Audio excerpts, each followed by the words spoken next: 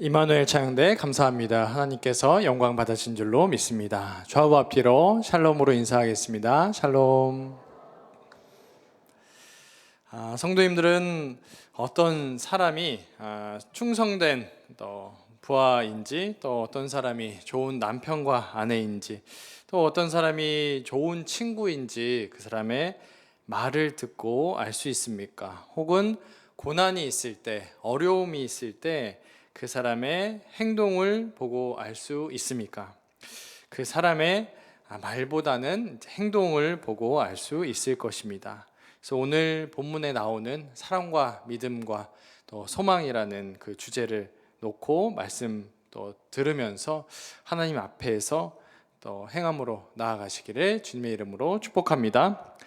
이 말씀을 상반기에 히브리서 말씀을 한 6번 정도를 다루었었는데 주된 내용이 이제 예수님이 어떤 분인가랑 예수님이 어떤 사역을 하셨는가, 일을 하셨는가라는 주제였습니다. 그래서 앞선 4개의 내용은 예수님이 특별히 말씀이시다라는 부분하고 예수님이 하나님의 집이다라는 부분하고 또 예수님께서 대제사장이시다라는 부분, 그리고 예수님이 안식이시다라는 것을 예수님의 그 우월함, 특별함, 대단함 이런 식으로 우리가 다루었습니다.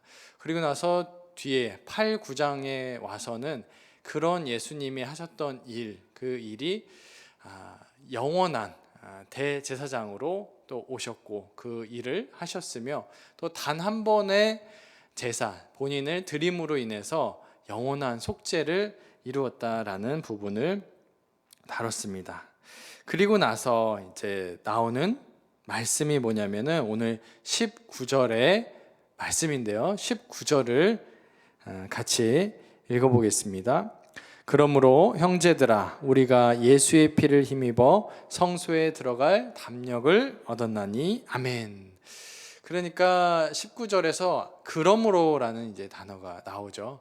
그러니까 우리가 가족들하고도 예를 들어서 부모님이 자녀들에게 이야기를 하면 뭐 예를 들어서 지금까지 이러이러한 식으로 너를 양육을 잘 해왔고 또 이때는 이런 사건이 있었고 뭐 20살 때는 이렇게 이런 걸 특별히 너에게 잘 대접해줬고 또 30살이 돼서는 이러이러한 것들을 해주었다.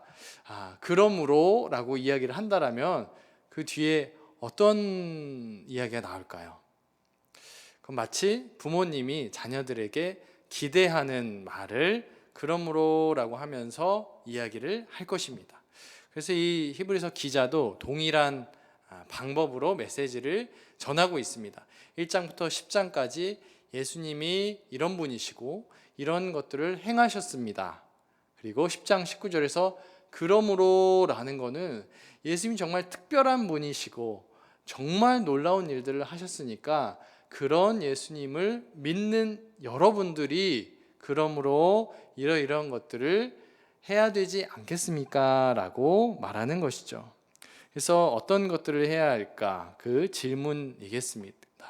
그러니까 예수님이 그만큼 위대한 분이고 또 그만큼 우월한 분이라면 그를 믿는 우리들의 삶은 어떠해야 할까? 그런 질문을 던진다라는 것이죠.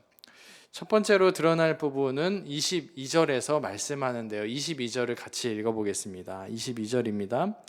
우리가 마음의 뿌림을 받아 악한 양심으로부터 벗어나고 몸은 맑은 물로 씻음을 받았으니 참 마음과 온전한 믿음으로 하나님께 나아가자. 아멘. 그래서 여기서 중요하게 명령하고 있는 것은 나아가라, 나아가라라는 것인데요. 나아가는 게 믿음으로 나아가라 이렇게 말씀하고 있습니다.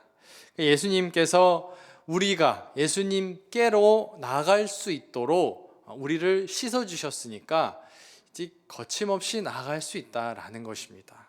우리가 어떤 사람과의 관계에서도 나아가기 힘든 어떤 관계에서 관계가 회복된 다음에 그 사람에게 아무런 거리낌이 없이 이제 나아갈 수 있는 것처럼 하나님께도 예수님을 통해서 거침없이 아무런 부담이 없이 나아올 수 있다라는 의미이고, 그것은 나아오라는 것이 우리의 마음으로 나아가는 것뿐만 아니라 이 공간적인 장소로도 이렇게 공예배의 자리로 우리가 다 함께 나올 수 있다라는 그러한 기쁨의 소식입니다. 그래서 이런 나아감, 하나님께 나아감을 우리 성도님들이 매일매일 주님의 이름을 힘입어서 나아가시기를 주님의 이름으로 축원합니다. 또한 이렇게 나아간다라는 것이 참 마음과 이제 온전한 믿음으로 나아간다라는 것인데, 이게 어떤 변화가 우리 마음 가운데 일어난다라는 것을 오늘 본문에서 알 수가 있습니다. 22절을 보니까 이 악한 양심으로부터 벗어나고 우리가 물로 씻음을 받았다라는 것이죠. 그래서 이 본문을 보고서 미국의 청교도 신학자인 조나단 에드워즈가 그 당대의 신앙감정론이라는 책을 기록하면서 많은 사람들이 믿음에 이르렀다라고 스스로 말을 하고 하나님을 굉장히 잘 안다라고 이제 주장을 하는 사람들, 또 이야기를 하는 사람들이 많으니까, 그러면 어떤 사람들이 예수님을 잘 믿는 사람들일까?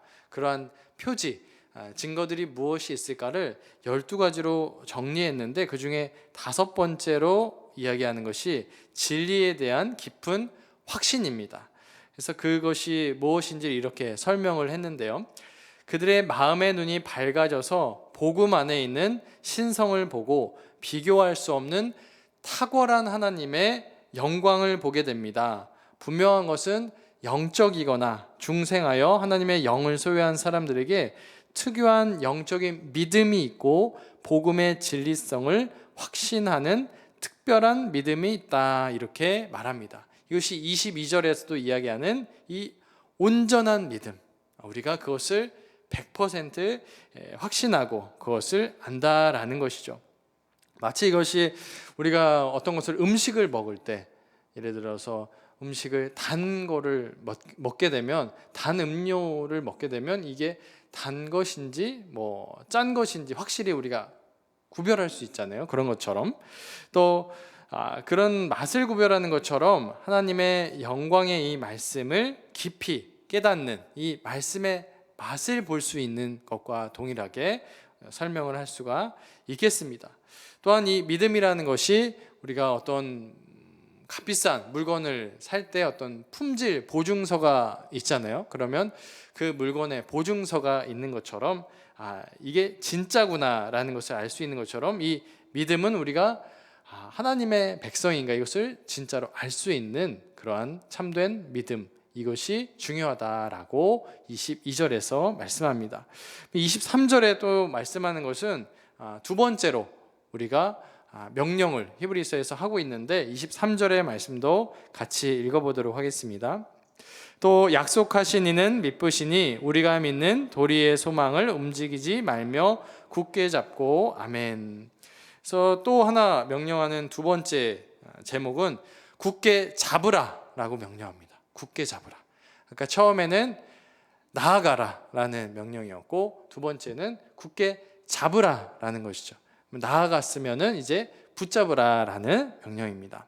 근데 붙잡을 수 있는 것이 무엇이냐면, 약속하신 이는 미쁘시니 우리가 믿는 도리의 소망을 붙잡으라. 이 도리의 소망을 붙잡으라라는 것입니다. 그러니까 이것을 또 붙잡을 수 있는 근거가 되는 것은 이 초반에 나온 약속하신 이는 미쁘시다라는 것이죠. 그러니까 우리가 붙잡아야 되는데, 붙잡는 것은 도리의 소망이고, 도리의 소망을 끝까지 붙잡을 수 있는 이유는 그분이 미쁘시기 때문입니다. 이 미쁘다라는 단어는 신실하다, 그래서 여기 처음하고 끝이 동일하다라는 의미입니다. 그러니까 하나님께서 약속을 시작하였으면 약속을 어기시지 않고 마지막까지 지키실 것이기 때문에 우리도 붙잡고 나아갈 수 있다라는 것이죠.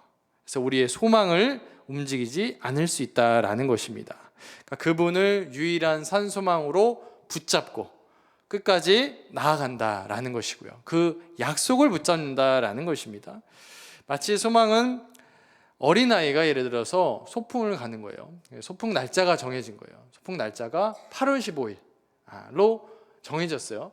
그러면 이제 한 달 정도, 예를 들어서 지금이 7월 15일 정도라고 가정을 하면 한 달 정도가 남았어요. 그러면은 엄마한테 물어보는 거예요. 7월 15일에 오늘 소풍 날짜가 잡혔는데 8월 15일에 과연 갈 수 있을까? 정말 가겠죠? 라고 물어보고 나서 8월 15일이 되기 전까지 이제 매일 물어보는 거예요. 엄마한테 7월 16일에도 물어보고 7월 17일에도 물어보고 7월 마지막 날에도 물어보고 정말 8월 15일에 소풍을 가는 겁니까? 라고 하면서 기대를 이제 하는 그런 마음이겠죠. 딸아이가 계속 확인을 하는 것이죠. 그랬을 때 8월 15일이 된 거예요. 그럼 이제 그가 소망을 하고 있던 소풍 가는 날이 도달했을 때 실제로 소풍을 가보면서 알게 되는 거죠. 소풍을 간다라는 그 이야기가 사실이었고 정말 소풍을 가는구나. 그래서 우리가 이 소망을 붙잡는다는 것은 무엇이냐? 이 신앙 고백, 이 도리를 붙잡는다라는 것입니다. 우리가 고백하는 이 말들, 우리의 신앙의 고백들이 정말 참으로 이루어질 것이다 라는 것을 믿고 붙잡는다라는 것입니다. 그러니까 우리가 부활을 소망하고 몸의 부활과 영원한 부활을 소망한다라면 그것이 우리가 고백하였다라면 실제로 그것이 이루어질 것이다 라고 붙잡는다라는 말씀입니다. 이렇게 소망을 굳게 붙잡고 놓치지 않기를 주님의 이름으로 축복합니다. 마지막으로는 24절과 5절에서 마지막 명령을 하고 있는데 24절과 5절도 한 목소리로 읽어보겠습니다. 서로 돌아보아 사랑과 선행을 격려하며 모이기를 피하는 어떤 사람들의 습관과 같이 하지 말고 오직 권하여 그날이 가까움을 볼수록 더욱 그리하자. 아멘. 그래서 마지막으로 권면하는 것은 돌아볼 것을 권면하고 있습니다. 그렇게 하면서 이제 모이기에 힘쓸 것을 말씀합니다. 그래서 사랑은 이 소망, 믿음이 있는 자들이 외적으로 드러나는 이 열매들을 말씀합니다. 그러니까 하나님께 이 믿음을 두고 또 소망을 둔 자들이 서로 돌아볼 수 있는 이 사랑을 행하는 것이 삶의 원리이다라는 말씀입니다. 22절부터 25절이 세 가지를 이제 다루었을 때 믿음, 소망, 이 사랑의 내용이 나왔고요. 그리고 중요하게 이것을 행하는 모습이 나아가라, 믿음으로 나아가라, 그리고 소망을 붙잡으라, 그리고 사랑으로 서로 돌아보라 라고 말씀합니다. 그래서 디도서 2장 14절에서는 우리가 이렇게 사랑으로 돌아볼 수 있는 이유를 이렇게 설명하는데요. 제가 읽겠습니다. 그가 우리를 대신하여 자신을 주심은 모든 불법에서 우리를 속량하시고 우리를 깨끗하게 하사 선한 일을 열심히 하는 자기 백성이 되게 하려 하심이라. 아멘. 그래서 그가 십자가에 달리셔서 죽으신 이유가 우리가 서로 사랑할 수 있는 자로 행할 수 있도록 하기 위해서 열심히 하는 자기 백성이 되게 하시려고 죽으셨다라는 말씀을 우리에게 디도서에서 하고 있습니다. 그리고 나서 25절에 보면은 모이기를 패하는 어떤 사람들의 습관이 나오고 있습니다. 그러니까 이 히브리서 10장의 25절에 권면, 이 계속 독려하고 권면하라라는 이유를 이 말씀을 한 이유가 이 당시에 모이기를 패하고 공적인 자리에 모이지 않는 사람들이 날로 늘어갔다라는 것을 우리가 알 수가 있습니다. 공적인 이런 모이기를 패하는 어떤 습관이라는 것이 주일에 이래서 예배로 우리가 생각할 수 있을 텐데요. 이 공적인 예배를 드리기가 힘들어진 이유가 무엇이냐면 로마 정부가 이제 예배를 드리게 되면 그 사람들을 붙잡아가기도 하고 심지어 죽임에 당하기도 하고 또 생업에 또 피해를 입는 또는 격리당하게도 되는 그런 일들이 있죠.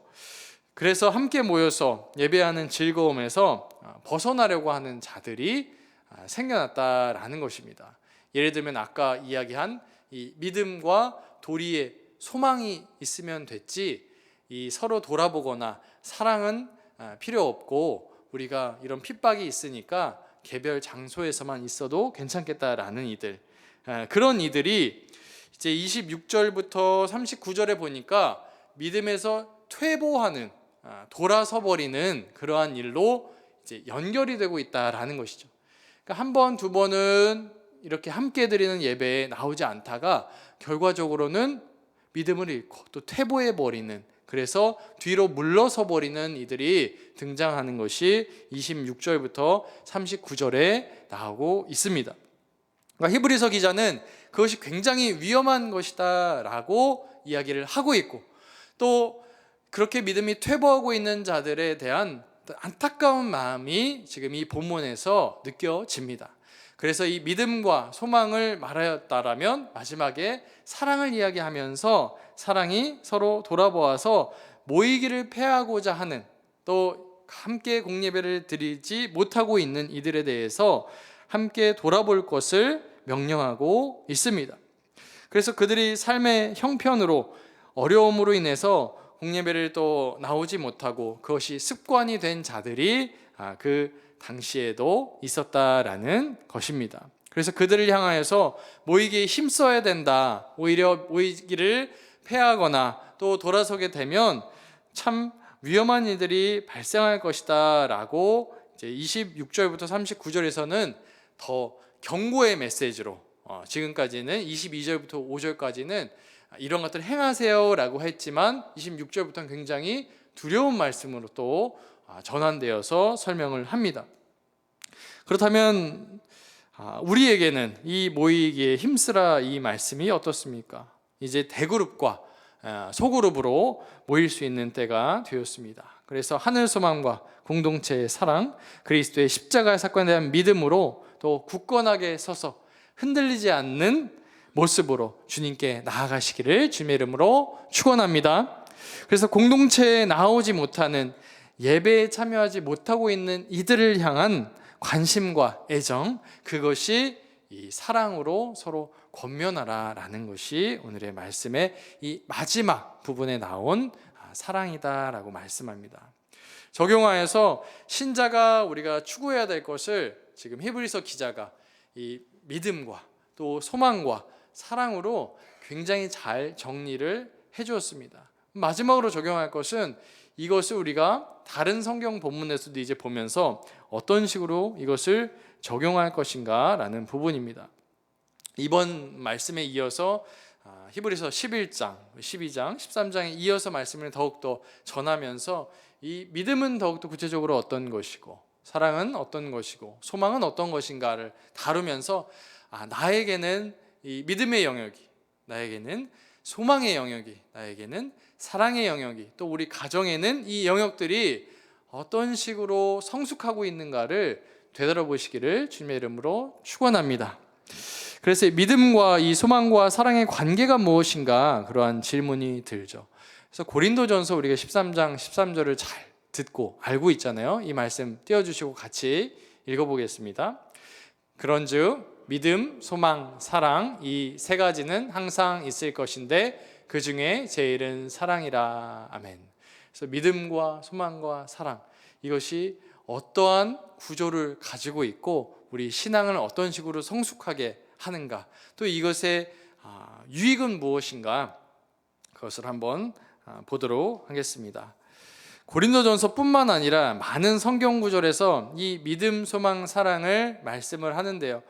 고린도전서 13장이 그러한 사랑을 중심으로 이제 설명을 하면서 믿음, 소망, 사랑, 그리고 그 중에 제일이 사랑이라라고 설명을 하였다라면, 오늘 본문에서 히브리서 기자가 22절부터 5절까지에서도 믿음이 나오고 있고 또 소망이 나오고 있고 마지막으로 사랑이 나오고 있으면서 믿음으로부터 퇴보하는 이들을 붙잡아줘라, 권면해줘라 라고 하는 이 사랑을 또 말씀을 합니다. 뿐만 아니라 골로새서에서도 바울이 골로새 교회에 편지를 보내면서 그 성도님들의 신앙생활을 보고 감사하다라고 말씀을 합니다. 그럼 감사의 제목이 무엇이냐? 이것이 골로새서 1장 3절부터 5절의 내용인데요. 이 말씀도 같이 한 목소리로 읽어보겠습니다. 우리가 너희를 위하여 기도할 때마다 하나님 곧 우리 주 예수 그리스도의 아버지께 감사하노라. 이는 그리스도 예수 안에 너희의 믿음과 모든 성도에 대한 사랑을 들었으며 너희를 위하여 하늘에 쌓아둔 소망으로 말미암으니 곧 너희가 전에 복음의 진리의 말씀을 들은 것이라. 아멘. 그래서 바울이 골로새 교회를 위해서 기도를 많이 했는데 기도를 많이 하고 또 많이 할 때마다 감사했대요. 무엇을 감사했냐면 이 믿음이 있었고 또 소망이 있었고 또 사랑이 있는 교회로 성숙해가는 모습이 있어서 감사했다라는 것이죠. 그러니까 우리가 이 본문에서 알 수 있는 거는 신자라면은 이 믿음이 있어야 되고 또 소망이 있어야 되고 사랑이 있어야 된다. 이것이 점점 더 성숙해 가야 된다라는 것도 알 수가 있습니다. 그러니까 믿음은 이 진리에 대한 확신, 그리고 하늘에 대한 소망, 또 형제에 대한 사랑을 말씀합니다. 그래서 이것들을 점검할 때 사랑하는 성도님들께서 예수님을 처음 믿은 날을 기억해 보면서 그때 내가 예수님 믿는 그 믿음, 또 지금 내가 예수님을 믿고 있는 그 믿음과 어떻게 또 성숙해 가고 있는지, 그리고 소망과 사랑의 영역에 있어서는 어떠한 변화가 있는지 점검하시기를 원합니다.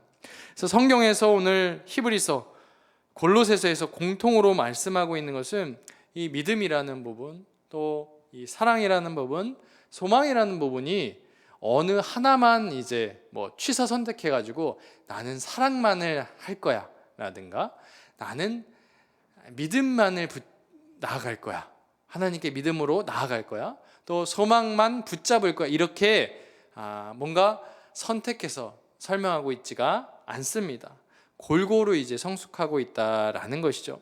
마치 우리가 운동을 할 때 균형 잡힌 몸을 만들려고 가슴, 하체, 등 이런 각 부분의 운동을 해서 균형 잡힌 몸을 만드는 것 같이, 이래도 다리 운동만 하거나 상체 운동만 하거나 이렇게 하는 것이 아니라 균형 잡힌 몸을 만들려고 하는 것처럼 이 사랑과 믿음과 소망이 고루 주님 안에서 성숙해 가야 한다라고 말씀합니다. 그러니까 예를 들어서 공동체와 이웃을 사랑하고 많이 이 자리에 올 수 있도록 권면하지만 하나님에 대한 그 믿음, 내가 하나님께 나아가는 그러한 부분이 부족하거나 또 이 약속의 말씀을 굳게 붙잡고 신앙을 고백하고 하는 부분이 부족하거나, 이렇게 어떠한 부분에 있어서 영역에서 스스로를 점검할 수 있을 것입니다. 그래서 히브리서 10장 23절에 이 도리의 소망을 굳게 붙잡는다라는 것은 신자의 이 시선이 땅으로 향하지 않고 그 말씀 가운데 하늘로 향하게 하는 하나님에 대한 사랑이라고도 말할 수 있을 것입니다. 그렇다면 24절과 5절에 이 성도에 대한 사랑과 선행에 힘쓴다라는 부분은 이 믿음이 직접 보이는 사랑으로 역사한다라고 우리가 이 외적인 드러남이 필요하다라고 표현하고 있습니다. 그러니까 이 말을 우리가 생각해 보면 이 사랑과 믿음과 소망이 어떠한 하나만 드러나기는 어렵다라는 것으로 생각할 수 있겠죠. 바울 사도나 이 히브리서 기자뿐만 아니라 신약의 또 사도였던 베드로 사도도 그가 기록한 베드로 후서 1장 5절부터 7절에서 이렇게 믿음으로부터 시작한 사랑으로 또 도달하는 이 신성한 성품에 참여하라라고 말씀하는데요. 이 베드로후서 말씀도 같이 읽어보도록 하겠습니다. 그러므로 너희가 더욱 힘써 너희 믿음의 덕을, 덕의 지식을, 지식의 절제를, 절제의 인내를, 인내의 경건을, 경건의 형제 우애를, 형제 우애에 사랑을 더하라. 아멘. 이 믿음으로 시작하는 이 신성한 성품, 우리가 하나님이 되는 것은 아니지만 하나님의 이 성품을 닮아가야 된다라고 말씀하는데, 이것에 많이 맺어가라라고 말씀을 합니다. 더해가라라고 말씀을 합니다. 이것이 그리스도인들이 반드시 맺어가야 된다라는 것이고, 이것을 맺어가면서 내가 그리스도인이고 또 다른 사람들이 나를 봤을 때도 그리스도인이구나, 그리고 내가 다른 사람을 볼 때도 저분이 그리스도인이구나 라는 것을 충분히 알 수 있는, 그리고 우리가 천국의 백성임을 증명할 수 있는 그러한 성품에 참여하는 것이다 라고 말씀합니다. 그러니까 어떤 사람은 이걸 해야 되고 어떤 사람은 안 해도 되고 이런 게 아니라 무조건 해야 되는 이제 그러한 말씀으로 우리가 이해할 수가 있겠습니다. 그래서 믿음으로 시작한 이 달려가는 우리의 신앙의 경주가 이 사랑을 더하는 것으로 맺어가야 된다라고 말씀합니다. 우리가 봄에 씨를 심고 가을에 수확을 하는데 우리가 많은 이 열매들을 또 수확하실 수 있기를, 많은 열매들을 맺어갈 수 있기를 주님의 이름으로 축복합니다. 또한 믿음과 이 소망과 사랑은 어떤 최저의 기준이다라고도 말씀하고 있고 우리의 방어용 용품이다라고도 성경에서 말씀합니다. 그러니까 최소한 우리가 어떤 기업이 예를 들어서 운영을 하면은 최소한 망하진 않아야 될 거 아니에요. 손익을 넘겨야 될 것인데 우리가 그리스도인인데 이 최소한의 이것은 충족해야 된다라는 말씀입니다.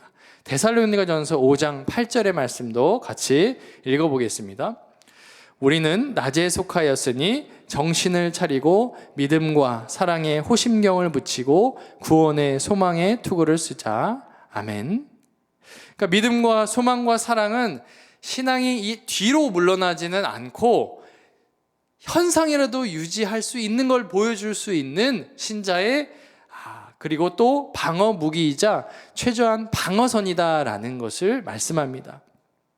그래서 믿음과 사랑은 우리의 가슴을 공격하는 사탄의 그 창과 활로부터 우리의 심장이 뚫리지 않도록 우리가 믿음 안에 또 믿음으로 하나님께 나아감과 우리가 그 소망을 붙잡고 있음으로 인해서 우리의 심장이 사탄으로부터 뚫리지 않는 그러한 최소한의 우리의 방어용품인 것이고, 또 구원의 소망의 투구를 쓰고 있다는 것은 사탄이 우리의 머리를 향해서 무시무시한 무기로 우리의 머리를 내리칠 때 그 소망으로 말미암아서 우리의 머리가 다치지 않을 수 있도록 우리를 보존할 수 있는 그러한 방어용품이 된다라고 말씀합니다. 이것이 우리의 보호할 수 있는 도구다라는 것입니다. 정리하여서 말씀을 맺도록 하겠습니다. 두 사람이 있습니다. 한 사람은 이렇게 자신의 신앙을 고백하고 행동을 하는데요. 어떻게 하냐면 어떤 때는 다른 사람을 향해 사랑을 많이 느낀다라고 이제 표현을 하고요. 어떤 때는 그들의 영혼을 어떻게 스스로가 불쌍히 여겼는지 그 사람이 많이 말을 합니다. 또 어떤 때는 원수들을 향해서 나는 이런 사랑을 합니다라고 사람들 앞에서 고백을 합니다. 그렇지만 이 사람은 행동을 보면 매우 이기적이고 인색하고 옹졸하며 자신을 위해서 모든 것을 하면서도 이웃을 위해서는 아무것도 하지 않고 질투심이 참 많고 잘 다투는 사람입니다. 이렇게 한 사람이 있는 거고요. 반대의 사람이 있습니다. 이 또 다른 한 사람은 말수가 많지 않습니다. 그래서 말을 많이 하진 않으면서 자신의 기독교 신앙을 고백합니다. 그렇지만 그는 그의 행위로 재난에 처한 사람을 불쌍히 여기고 또 그를 돕기 위해서 자신의 재산을 기꺼이 사용합니다. 성도님들이 보시기에 이 한 사람과 이 한 사람 중에서 어떤 사람이 그리스도인이겠습니까? 믿음으로, 소망으로, 사랑으로, 주변으로 또 하나님께로 나아가시기를 주님의 이름으로 축원합니다. 기도하겠습니다. 사랑의 주님, 빛이신 주님, 주님께서는 최고의 존재이시고 또 그 존재로 최고의 또 위대하신 사역을 행하심에 감사와 찬양을 올려드립니다. 주님의 십자가 사건으로 우리는 단 한 번의 깨끗하심을 얻고 또 그 피를 힘입어 담대히 나아감에 감사합니다. 이제 그러므로 우리에게 기대하시는 믿음으로, 소망으로, 사랑으로 주님께 나아가며 또한 옆에 있는 성도님들에게 더 나아갈 수 있도록 인도하여 주시옵소서. 믿고 감사드리며 예수 그리스도의 이름으로 기도드립니다. 아멘.